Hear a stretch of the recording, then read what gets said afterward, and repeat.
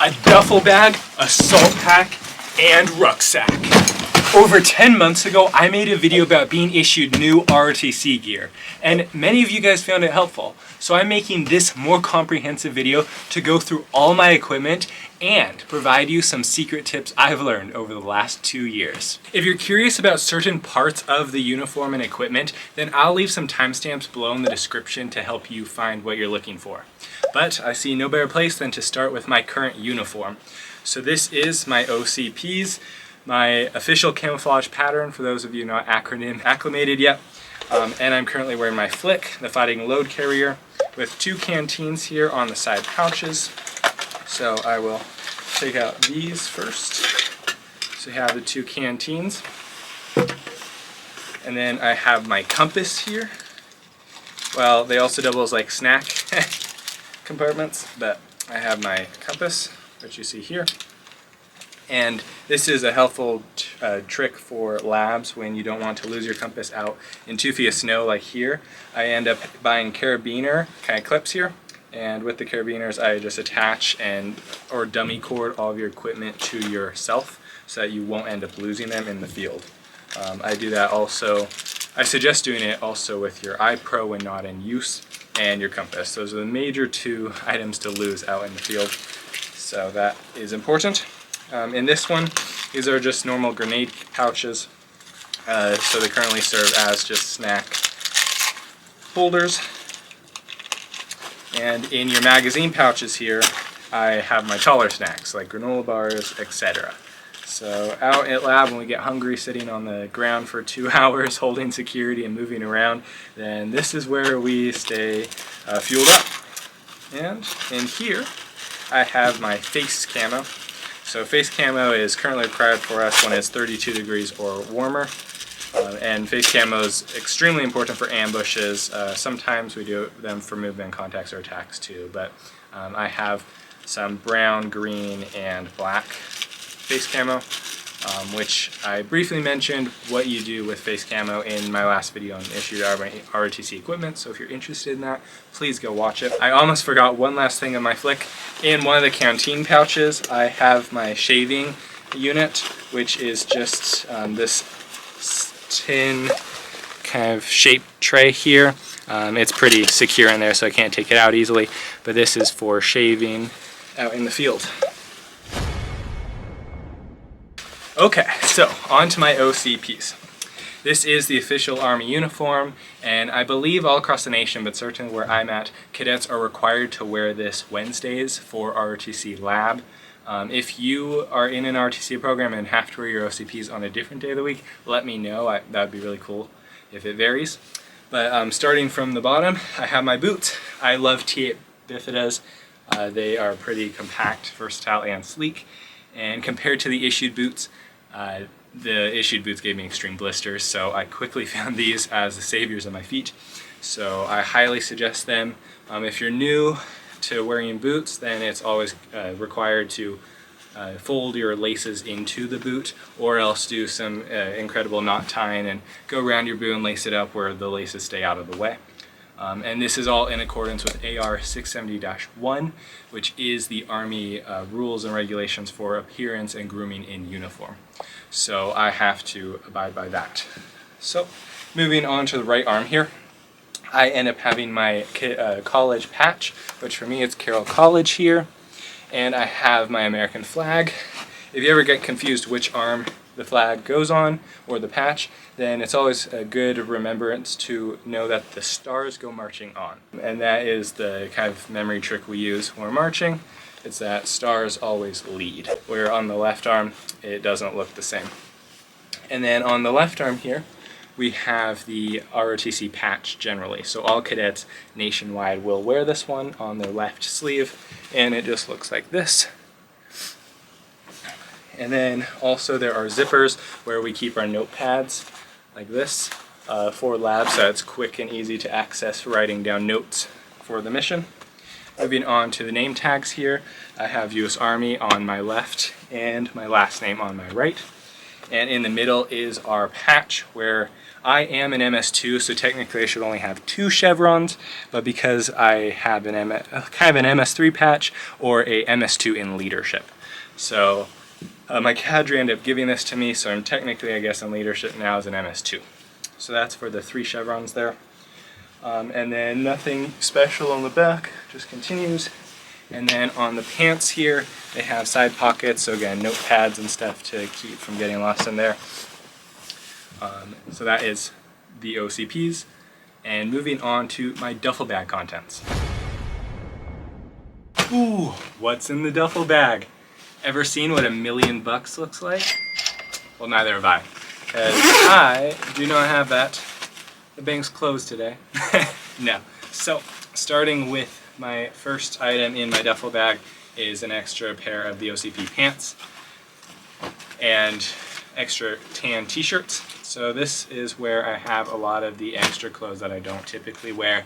I might have to pack for a field training exercise or something, but typically this just stays in my room in a corner.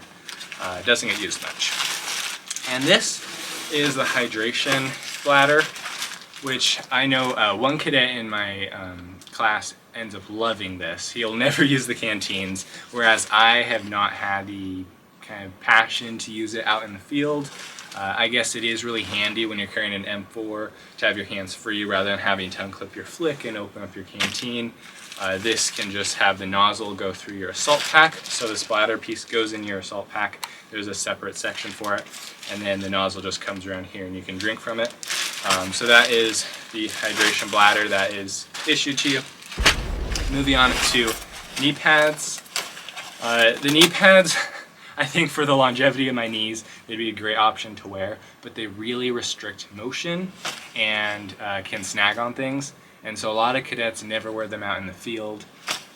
Because of holding security, sometimes I'd really wish I had brought them because I'm sitting on a rock in the prone position for 30 minutes on upwards. And so I'm in that moment really saying like, oh, why didn't I wear the knee pads? But then I put them on and I remember why I'm not wearing them. But that is another tip. Knee pads optional. Can't really endorse them or not, but moving on to then, I think these are called the Polypro bottoms. They're the cold weather, so when it's in the negatives like it routinely gets here, I keep these on underneath my OCP pants. Moving along to the wet weather pants here. The wet weather pants end up going, let's see here, are these the cold weather? These are the rain suit. Okay. Nope. So these are the wet weather pants, which just go over your OCP pants, and they come with a pocket that buttons open. So it's weird, they don't have built-in pockets, but they kind of connect to your normal OCP pockets. So they're kind of frustrating to use, but they definitely keep your normal pants dry when you're in wet conditions. So I highly suggest wearing those if it's a wet day or even snowy. Another tan tee. So I think that's been 3 that I pulled out of here. I believe I've been issued 6 now. And then I have another pair of OCP pants. I think I have a total of 5 or 6. In that last video where I mentioned about being issued new ROTC gear, I end up receiving I think 3 more, and I think I was originally issued 3. So I think it adds up to 6 total pairs there. And then moving on to the laundry bag. So this is a bag that I end up storing all my dirty OCPs during FTX in, so when you're outside for 3 days and your socks smell absolutely egregious, store them in here, stuff it tight, and close it off. Keep it separate from all the rest of your stuff. And then on to the second little bag is the waterproofing bag.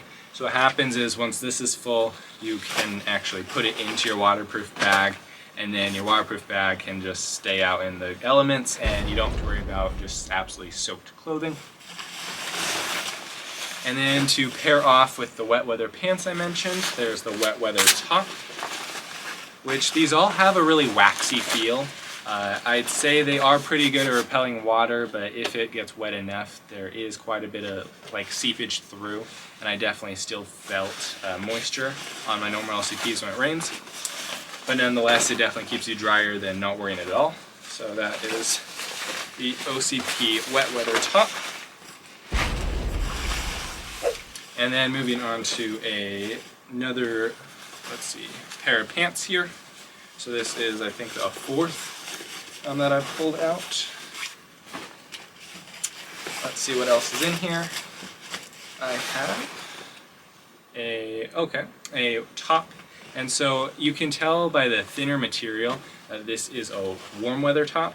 And so what's really cool about the warm weather tops is they have your patch separate.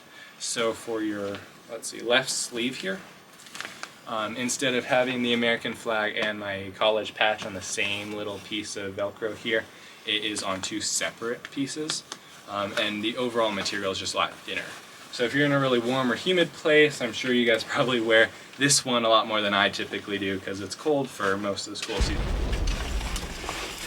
Let's see, and then I think the last of the duffel bag contents is some more OCP pants and top.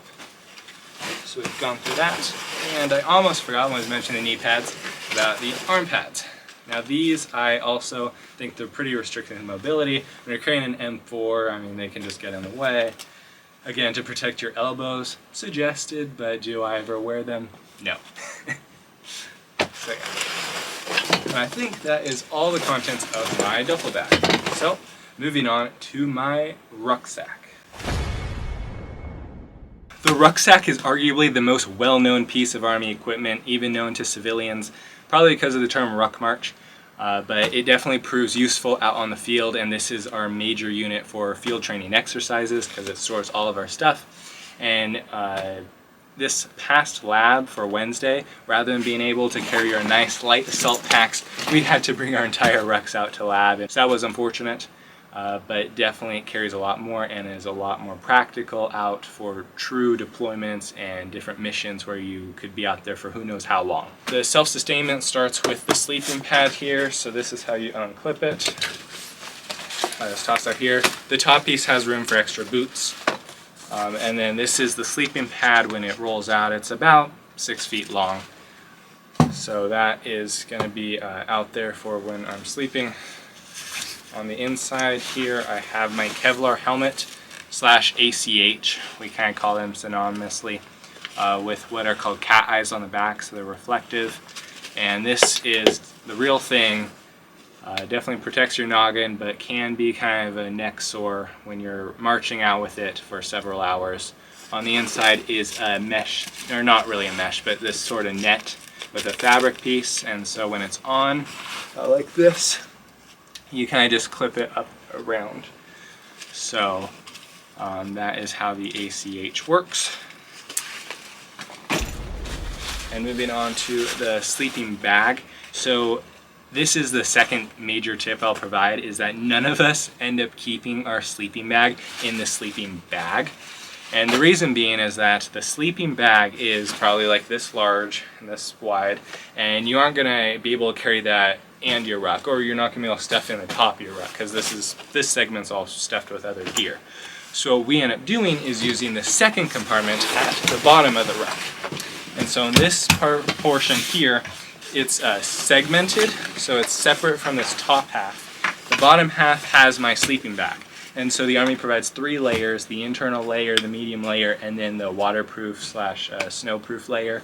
And it definitely warms you up at night. But it's also really big, and the hard thing about storing it anywhere is because it takes up so much space. So this little portion here really helps you jam pack it inside and prevent it from taking up a lot of extra room that you could use for extra pairs of socks, shirts, OCP tops, as well as the Kevlar helmet, so that you can actually put it inside. So I don't really want to open this up because it could just shoot out with how tightly packed it is inside. But just know that that's where the sleeping bag goes. And then in the top portion here, I'll start with my cold weather pants. So this is what I wore to lab on Wednesday. The cold weather pants are a little thicker material than the wet weather pants, but they basically look the same. They function the same with their like fake pocket parts. And then they have zippers so you can put them on when you have boots on. So that is really handy. And then there's the cold weather top. This is probably the nicest single piece of clothing the Army issues. It's this Gore-Tex jacket, and it's in the new Digicamo, which if you guys haven't heard, the Army spent an absolutely extraordinary amount on this Digicamo, which apparently doesn't even work because of how our eyes work. And yeah, the whole research and development process wasted quite a few tax dollars on this piece of equipment and everything else that's covered in Digicamo, like my ACH. So this is the Gore-Tex jacket. It is a lifesaver out when it's in the single digits / negatives. And so it has full pockets, zipper, and hood, which is really nice. So when you get issued this jacket, know that it's probably the nicest piece of clothing you'll get. And then moving on to some pairs of socks. So the Army issued me originally just the normal green socks, and then I also got issued 2 pairs of black socks afterwards. So 2 different types. According to AR 670-1, the socks have to be like a solid color, can't show logos. Same thing with our PT uniform. But if you end up buying, like Darn Tough socks are a really good brand I highly suggest for if you're doing long distance rucks. Anything that is either wool or moisture wicking definitely helps preserve your feet, which I use just the normal thin issued socks, again, when I got my really bad blisters the first year.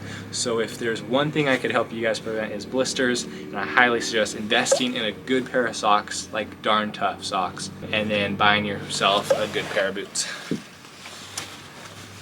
So yeah, another pair of socks here. So this is the Army Whoopie, and a funny name I know, with being almost like our poncho when we lay it out, but this is just a blanket that we rarely ever use. We have to take it to FTX, but it's mainly for either gear layouts. So if you ever see us lay out our gear, we always put our gear on this to kind of contain it and keep it orderly. So this is the Whoopie blanket. And then there is the poncho. So this is probably the most useful piece of clothing slash blanketing when out on the field when it rains, because this is, yeah, it's just a lifesaver. How many times I've kept my ruck sack dry, because you get to cover over your ruck. When you make a hooch, which when you're sleeping in your sleeping bag but it's raining or snowing outside and you wanted covering over top, it has all these little holes here so that you can tie some cord through it and then attach it to a tree, and we often make these improvised tents we call hooches. So that is something that comes in very handy in the field. And then the other thing, which is a lifesaver for my hands, are hand warmers. I carry these everywhere I go in the fall and spring because they prevent me from getting frostbite, and with the gloves that you get issued, you'll notice that they do not work well. Let's just put it that way. You get a glove liner, which I'll show you in a moment, and then the outer gloves, which are leather, and neither of them keep your hands warm. So these have just saved the circulation on my hands many a times. So if I show you guys the inside of this, you can see that it's separated here, and in the middle is this zipper part, which is hard to show on camera, but if you see this black zipper going across here, when I zip it open, you'll see the sleeping bag underneath. And so that's what segments the two. If you don't have your sleeping bag in that bottom part, then you can just open this all up and use the entire depth of the ruck sack for gear. But I can only use the top half. So that is the ruck sack. I think I covered everything with it. Just here's the back. Freshman year I did have to construct mine, so that's another thing I'd like to know if you guys are in ROTC. Did you have to construct your ruck to kind of fit your body proportions with where the straps go, or did they just issue one pre-built? Yeah, that'd be cool to know. So moving on to the last major carrying unit, the assault pack.